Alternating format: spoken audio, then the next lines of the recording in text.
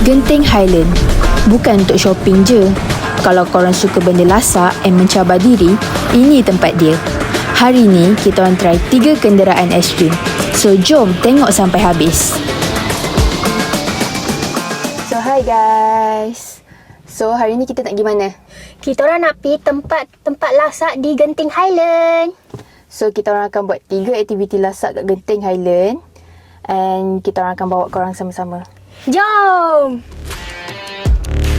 First kali, kita orang start dengan Monster ATV Park. Dekat sini ada SSV and ATV, tapi kita orang pilih untuk main SSV. SSV ni sesuai untuk korang yang nak rasa pengalaman off-road tapi masih selesa dan stabil. Dengan tempat duduk yang lebih selamat dan badan kenderaan yang kukuh, memang best untuk beginner.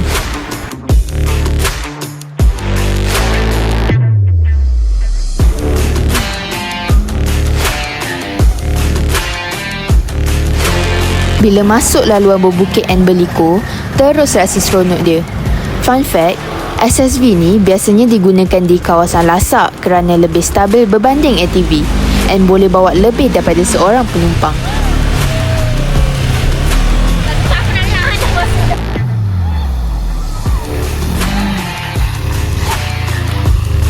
Kalau datang dengan member atau family, aktiviti ni memang ngam.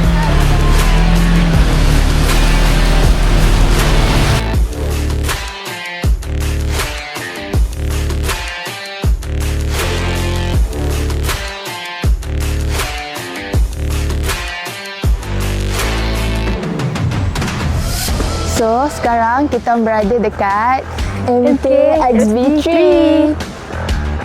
Next, kita orang try ATV pula.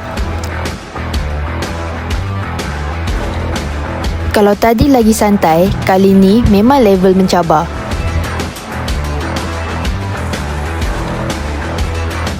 Berbeza dengan SSV, ATV memerlukan korang kontrol sendiri dengan lebih fokus sebab saiz dia lebih kecil.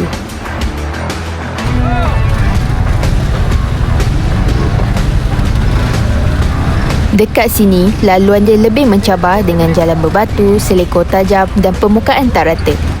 Memang puas untuk siapa yang suka aktiviti lasak dan nak rasa pengalaman off-road sebenar.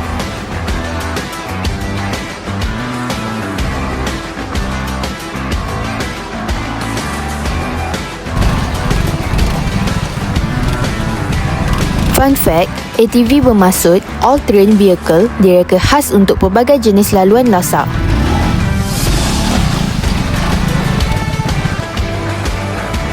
Kalau suka cabaran dan nak test skill kawalan, tempat ni memang wajib cuba.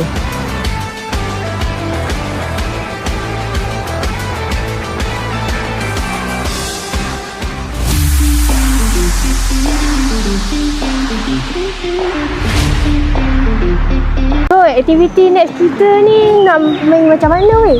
So next aktiviti kita ni, kita main macam kereta. Kereta? Kereta, ya. Kereta apa? So, kita akan tengok apa kereta yang kita rasa. Tunggu ya. Akhir sekali, kita berada di Super Pro Sky, satu-satunya go-kart yang ada di Genting Highland.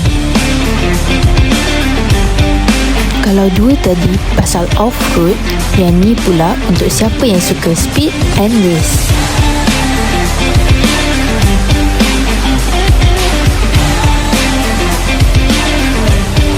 Masuk track je, terus rasa macam pelumba sebenar. Kena pandai ambil corner dan jaga timing kalau nak laju. Fun fact, ramai pelumba profesional memulakan latihan mereka dengan go-kart sebelum masuk ke dunia perlumbaan sebenar. Yang bestnya, aktiviti ni bukan setakat laju je, tapi perlukan fokus dan teknik juga.